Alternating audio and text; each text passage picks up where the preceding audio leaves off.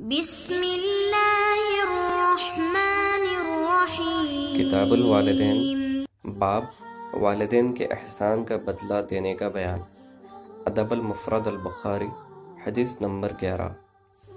سیدنا عبداللہ بن عمر رضی اللہ تعالیٰ عنہ نے یمن کے ایک آدمی کو دیکھا کہ وہ بیت اللہ یعنی کعبۃ اللہ کا طواف کر رہا ہے اور اس نے اپنی والدہ کو کمر پر اٹھا رکھا ہے اور یہ اشعار پڑھ رہا ہے: میں اپنی ماں کا تابدار اونٹ ہوں، اگر اس کی سواری کو خوف زدہ کیا جائے تو میں خوف زدہ نہیں ہوں گا۔ پھر اس یمن کے آدمی نے سیدنا ابن عمر رضی اللہ تعالیٰ عنہ سے کہا: آپ کا کیا خیال ہے؟